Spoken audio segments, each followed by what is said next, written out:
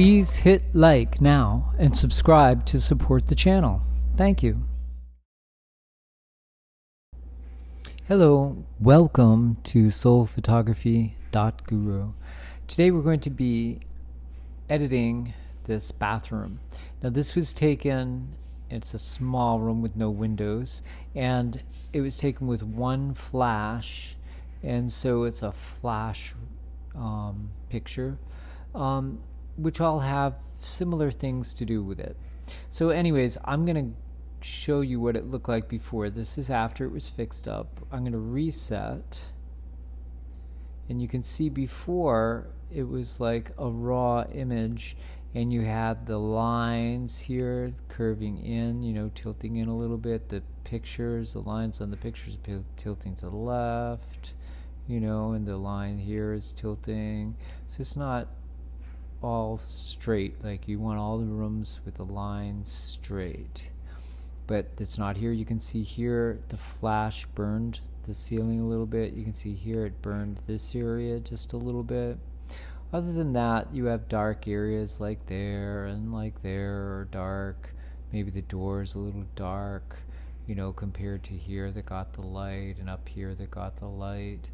So we're going to go in and we're going to do adjustments. But before we do that, let's see what actually was done with this image. So we can tell, if we get an image that's already been done, we want to tell what has been done. You know, you can undo it like we did. You can see how all these are flat, right, and the color temperatures as shot. And we're going to go back to the way the images was, and you can see that this was, the exposure was pushed up, the contrast was pushed up, the blacks were pulled back a little bit, you know, darker. Let's see, clarity was pushed up just a little, dehaze was pushed up just a little.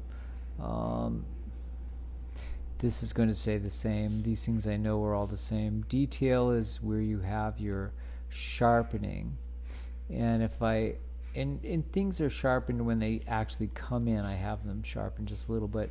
You can see the sharpening was pushed up. Maybe detail was pushed up. Luminance was pushed up just a little bit. Detail, contrast, color.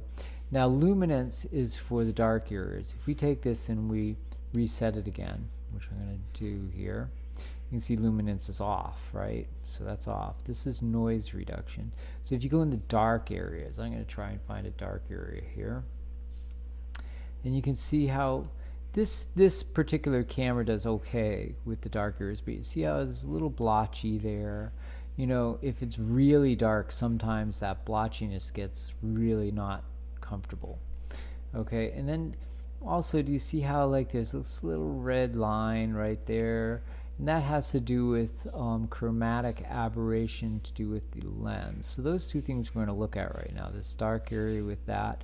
Now watch what happens when this is fixed up, okay? So we're going to go back to the normal fixed up part where the noise reduction is there. It's a little brighter.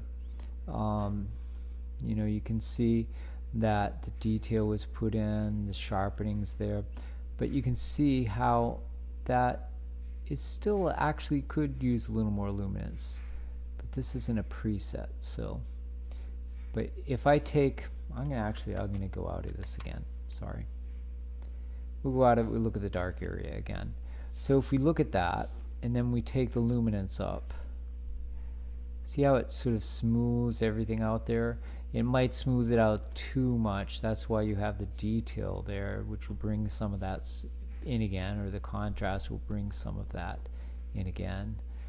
This detail will bring that in again. You could pull the smoothness over here down, so it's a little less. Now if we want to see what it looked like before and after, we can turn the detail off, and you can see how it's a little blotchy color wise, and if we turn it on,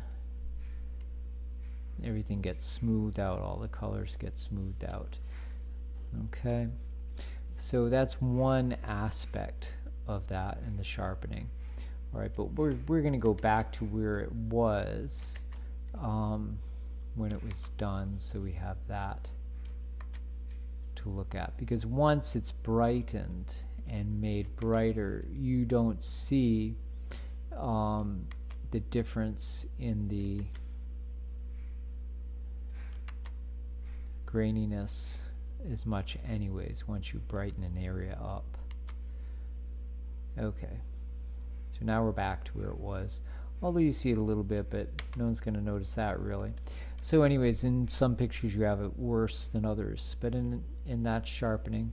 So the other thing that happens here is lens correction.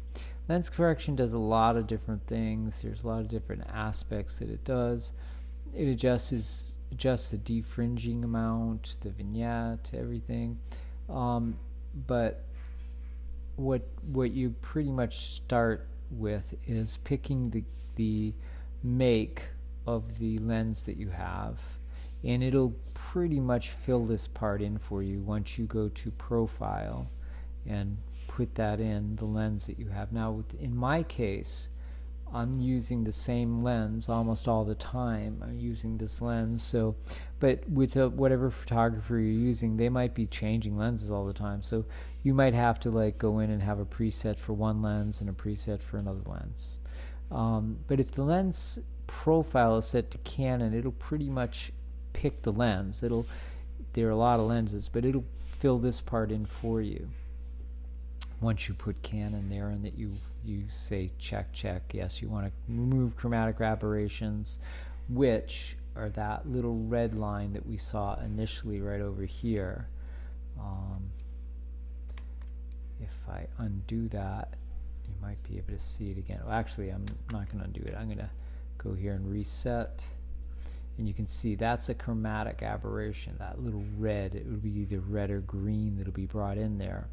But when you kick in this color profile, what it does, you can't really see it here, but if you go into manual, you can see that's it adjusting the color aberration for the red or purple hue. It can be anywhere there, but it did a good job adjusting that automatically just by putting that color profile in for Canon. Okay, I'm going to go back, and I want to go back into the way it was initially. There we go. Okay, so we're back to where it was initially. So those are the things that were adjusted. Okay, these things were left alone. So what you might want to do is, you can see up here, I'm getting out of there, in presets I have a preset called Interior Sony. Okay, that's the camera that I'm using. It doesn't matter what camera I'm using, it's going to have that lens though. But when I click on that, it automatically is going to do all those things. So I'm going to reset it. So you can see it's reset, everything's flat. If I click on my Sony interior, it's going to automatically kick up the contrast, kick up the shadows, give a little clarity.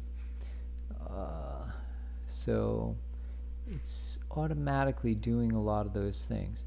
But you can set up your own interior thing where you, because a raw image is pretty unsharp and unclear, so these are the things you might want to do, is click up the clarity, maybe the shadow's a little less than that actually, but you know, depending upon what you like. Kick up the contrast, go down here to detail, make sure that you put in sharpening, you know, some sharpening, a little radius, a little detail, a little luminance, a little detail, a little contrast, and I think that's about it. In lens correction, make sure that you pick the brand of lens that the person is. Now that's in the, you can tell that by pressing on I, which gives you the information. It could give you the information on the camera. I'm going to do it again. Okay, so this tells me here the lens, but it doesn't tell me the actual lens that it's using. But normally I think what happens is, I'm going to click on that again. is if you put it on profile and you check these two things, it'll pick the lens and tell you what lens that it was using. Or you can ask your photographer, what lens are you using? I'm using a Canon lens. I'm using a Takamine lens. There's lots of different brands. But if you just put in the brand, then it'll come up with the profile. Okay. So anyways, so this is with the interior Sony clicked. Okay, so it adjusted those couple of little things, and you want to go in here and click on here and create a preset if you don't already have one. And when you create a preset, you want to just click the things that you change for the beginning, so that you start out, you'd probably change clarity if you did that, or depending on what you did. So you start out in a place where you don't have to adjust those things every time. All right, those are just standard things. Now you have this. Okay, now what we need to do is we need to go into transform. Okay, transform, and adjust the edges here so they're straight. So we're going to hit constrain crop. We're going to hit auto. And you can see that straighten this line. It straightened the pictures lines out, so they're straight up and down. That line's straight up and down pretty much. That's straight up and down. Now you might have to make adjustments later by moving the vertical around to the left or the right, and by doing that, it'll tilt it to the left or tilt it to the right at the top there.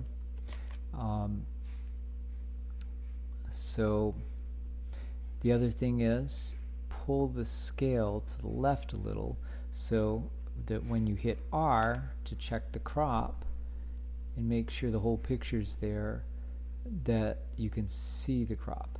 Now, in lots of times when you hit that auto, it'll show a picture like this, and you can see that it's not showing the whole picture, so you have to pull the crop out to the edge again, and then press R, and that'll go away. So now we've done the basic setup of the picture, and we can look and see, okay, well, what else do we need to do? This is dark, there. This is dark here. That's dark there, right? So we're going to go into here. We're going to go to our brush tool right there, and we're going to pick exposure. Now, exposure is going to open up to wherever you had it the last time you opened it and closed it. So I have mine standard, on 35, but I mean, if you want to have it higher, you can, and if you close it and open it, the next time it'll open up higher, but I like having it on in the 30 range. So I'm going to put mine back to the 30 range, so every time it opens up, it'll be opening up in about the 30 range of brightness. Okay, and then I'll close it, and then I'll open it and draw. So also, I'm on A, which is the one without the mask, because I don't really need the mask right now, because I'm drawing in general here to brighten this area up. I'm trying to stay away from, I'll make my brush a little smaller by doing the left bracket. I'll draw on that area because I don't want to draw on this area because that's already burnt a little bright, right? So we did that. Get that. Another thing I could do here is perhaps go into here, and I'll look at this because, because this is a small room, it picked up the color balance of the flash. Now, flashes in general will make things a little blue. So I'm going to go here and I'm going to go to 3 and pull that temperature over just a little bit. And let's see. Okay, yeah, that helped that little blue color balance thing happening. And I might go here and I might say, okay, shadows. I can pick the shadows up a little too. The other thing is I'm having to open and close this all the time. If I click on that, it'll stay open, or if I hit tab, both sides will be open. But I'm pretty much done with this side, so I can close that. and have a little more space on my left side there. So we're going to look at this, and okay, that's looking better.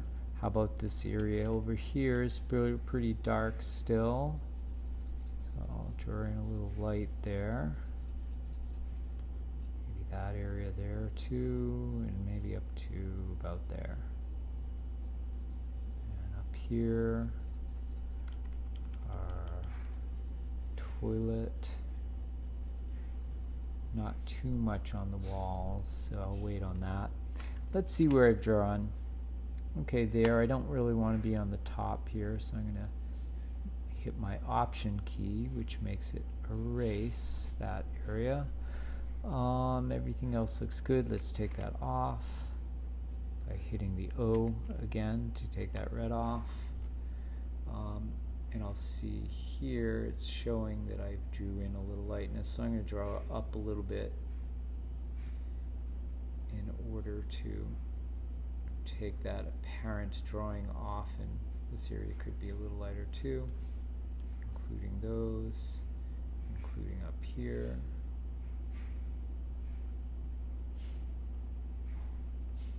Okay. Alright, so that's a pretty good first adjustment, and we'll say okay on that by just closing it, and we can look at it again and say okay, well this still is a little dark there, so I'll do another brush with exposure. This time I'm going to go to my masked brush, so I can just brush in particular areas and not get other ones. So I want this area to be lighter. So I'm going to draw that in.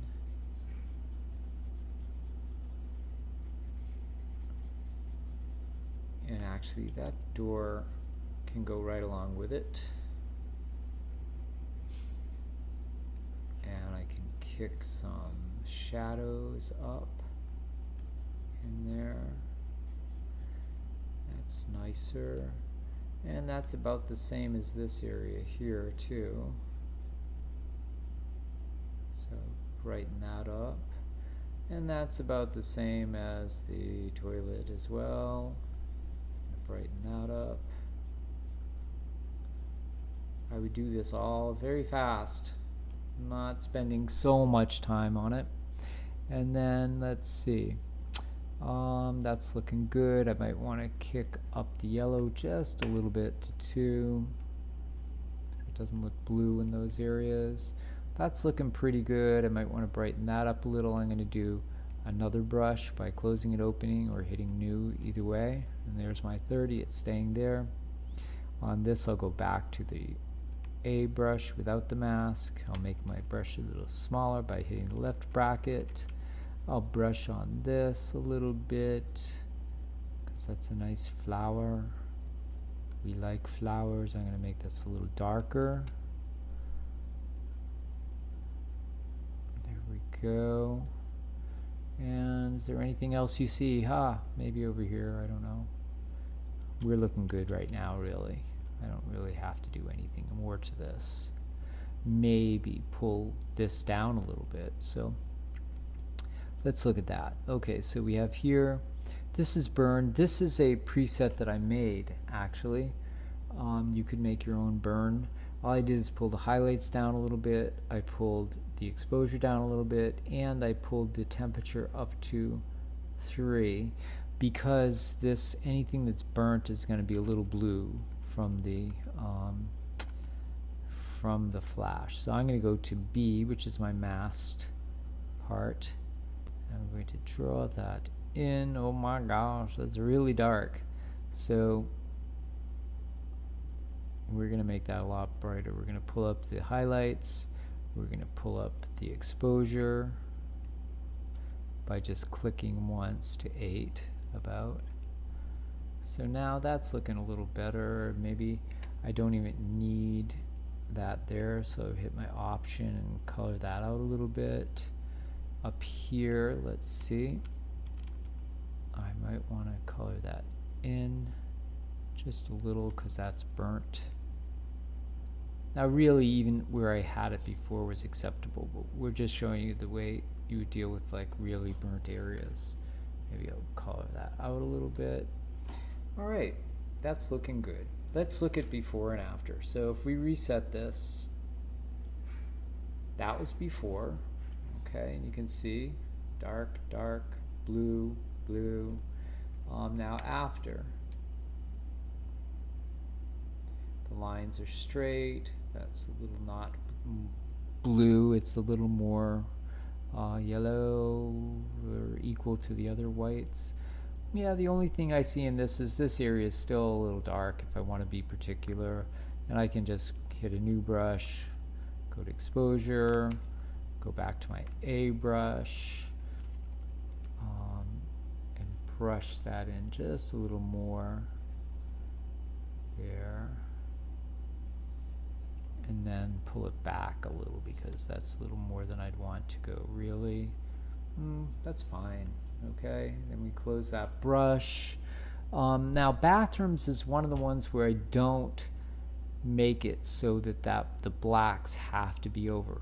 We could do that, but somehow in the bathrooms, if things look a little softer, they look a little less dirty, I guess, and more clean. Because if I bring that over, it does make it more have more contrast, but at the same time I feel like the darkness in a bathroom, you want a bathroom feeling light and airy kind of, so I'll leave my bathrooms with less black in them. All the other rooms I bring that over though. I'll bring that black over, except for bathrooms. Bathrooms I just have the black in enough where it looks clear. Okay, all right then, I think we're good here. So that was your first interior flash image that you went through. We'll try another one of these, but one with a window, and see what happens with that. Okay, be well. Thank you for being here.